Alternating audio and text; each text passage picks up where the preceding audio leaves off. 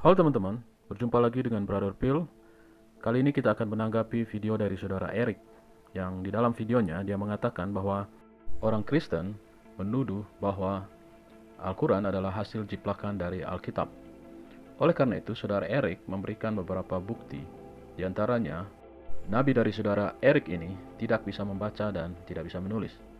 Jadi, sangat tidak mungkin kalau nabi dari saudara Eric ini menjiplak Alkitab dan menuliskannya di dalam Al-Quran. Untuk lebih jelasnya, mari kita saksikan video dari saudara Eric, Olaf Channel, berikut ini.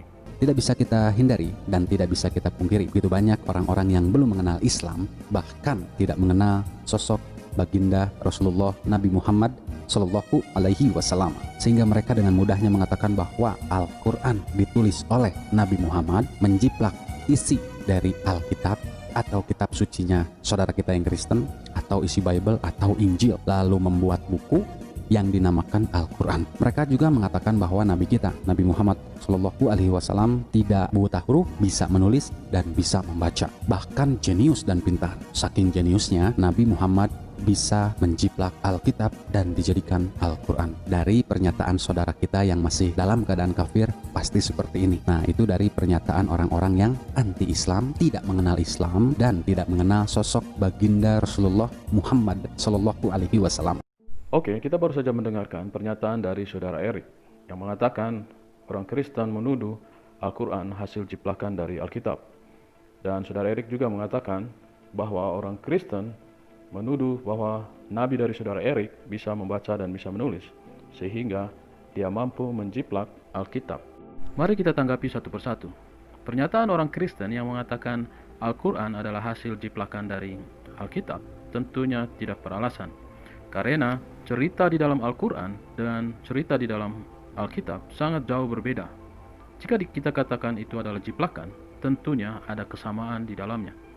Tetapi yang menarik di sini adalah kisah di dalam Al-Quran dengan kisah di Alkitab jauh berbeda.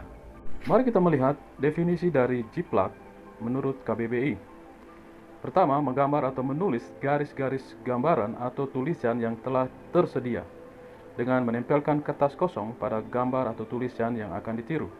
Kedua, mencontoh atau meniru tulisan pekerjaan orang lain atau mencontek. Tiga, mencuri karangan orang lain dan mengakui sebagai karangan sendiri, mengutip karangan orang lain tanpa seizin penulisnya. Jadi, dari definisi ini kita melihat bahwa jika sesuatu tulisan atau gambar itu dijiplak, artinya hasilnya harus sama dengan sumber yang dijiplak. Yang terjadi justru sebaliknya. Al-Quran sangat bertentangan dengan Alkitab.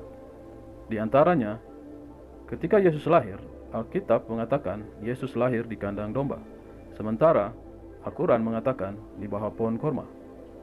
Alkitab mengatakan Yesus mati di salib, sementara Al-Quran mengatakan Yesus tidak mati di salib. Masih banyak hal-hal yang lain lagi, kontradiksi atau pertentangan antara Al-Quran dan Alkitab. Jadi dari sini kita bisa simpulkan bahwa sangat tidak mungkin Al-Quran mencontek dari Alkitab. Mungkin saudara Kristen yang menuduh itu tidak pernah membaca Alkitab, atau saudara Eric hanya mengada-ada terhadap tuduhan itu. Hal yang kedua yang kita mau sanggah dari pernyataan saudara Eric adalah saudara Eric mengatakan orang-orang kafir atau orang yang tidak mengenal Muhammad atau orang yang tidak mengenal Islam menuduh bahwa nabi dari saudara Eric itu bisa membaca dan bisa menulis. Mari kita dengarkan lagi pernyataan dari saudara Eric. Mereka juga mengatakan bahwa Nabi kita, Nabi Muhammad Shallallahu Alaihi Wasallam, tidak buta huruf, bisa menulis dan bisa membaca, bahkan jenius dan pintar. Saking jeniusnya, Nabi Muhammad bisa menjiplak Alkitab dan dijadikan Al-Quran. Dari pernyataan saudara kita yang masih dalam keadaan kafir, pasti seperti ini. Nah, itu dari pernyataan orang-orang yang anti-Islam, tidak mengenal Islam, dan tidak mengenal sosok baginda Rasulullah Muhammad Shallallahu Alaihi Wasallam. Oke teman-teman, kita sudah dengarkan kembali pernyataan dari saudara Eric. Dari pernyataan saudara Eric, dia mengatakan orang kafir, orang anti-Islam, orang yang tidak mengenal Islam, dan orang yang tidak mengenal baginda Rasulullah adalah mereka-mereka yang menuduh bahwa nabi dari saudara Eric ini bisa membaca dan bisa menulis. Berikut ini adalah video dari mereka yang mengklaim bahwa Nabi dari saudara Erik bisa membaca dan bisa menulis. Siapa bilang Nabi buta huruf? Kenapa, Bu? Kenapa? Iya. Lihat ya, kita interaktif dari mulai sekarang, silahkan. Anda kan nanya nanya apa saja boleh. Langsung gitu ya. Urusan saya, jawabnya atau enggak urusan saya gitu. Kenapa, Bu? Bilang yang manusia yang orang atau yang Nabi yang umi gitu. Disebut Nabi yang umi gitu ya. Oh gitu. Umi artinya kagak bisa baca. Cius? Ini apa? Kalau umi dikatakan tidak bisa baca, ada yang pegang Quran sekarang? Ada yang pegang Quran di depan-depan aja biar bisa kelihatan? Ada? Ada terjemahnya? Ada terjemahnya? Coba buka 98 ayat 2. Yang keras baca 98 ayat 2. Ayo main duluan. Ayo. Yang panitia siapkan hadiah buat beliau. Yang baca duluan. Angkat tangan yang udah. Ketemu 98 ayat 2. Ayat 2. Habis ya, udah ketemu? Kasih hadiah. Air ke, apa ke, tempe. Yang keras ya, Bu. Yang keras bacanya. Yang keras. A'udzu billahi minasyaitonir rajim. Rasulun minallahi yatlu suhufam mutahharah. Yaitu seorang rasul dari Allah Muhammad yang membacakan lembaran-lembaran yang disucikan Al-Qur'an. Kok berani-beraninya orang bilang Nabi nggak bisa baca? Hah? Mana orangnya? Bawa kemari. Rasulun yatlu suhufan mutahharah. Al-Bainah ayat 2. Rasul yaitu Nabi Muhammad yatlu suhufan yang membaca lembaran-lembaran. Di mana buta hurufnya? Jamaah sekalian yang dimuliakan Allah, tahun aja udah top. Dan dia bukan buta huruf. Rasulun minallah yatlu suhufan mutahharah. Kurang jelas apa ayat itu? Ummi dalam bahasa Arab punya arti muradif yang beberapa hal. Ada yang ummi itu tidak tahu baca, ada yang ummi itu pingitan, ada yang ummi itu native itu pribumi.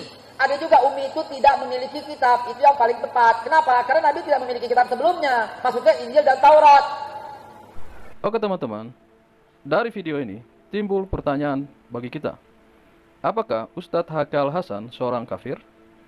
Apakah Ustadz Haikal Hasan tidak mengenal Islam? Apakah Ustadz Haikal Hasan pembenci Islam?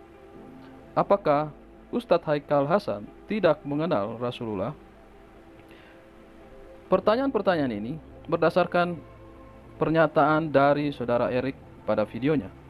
Pertanyaan yang lebih jauh lagi adalah, apakah seorang Ustadz Haikal Hasan harus belajar kembali kepada saudara Erik tentang Al-Quran dan tentang Islam? Dari sini kita bisa simpulkan bahwa tuduhan dari saudara Erik tidak berdasar. Justru yang mengatakan itu adalah dari kalangan Islam sendiri, yang mengatakan bahwa Nabi dari saudara Erik itu bisa membaca dan bisa menulis.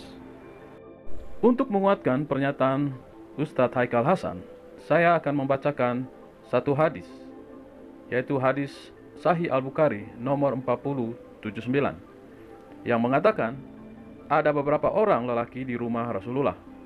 Ketika beliau menjelang ajalnya, beliau bersabda, "Kemarilah, aku akan menulis sebuah tulisan dalam kurung pesan kepada kalian, sehingga kalian tidak akan tersesat setelahnya." Sesuai dengan hadis yang baru saja kita bacakan, menunjukkan bahwa Nabi dari saudara Erik bisa membaca dan bisa menulis.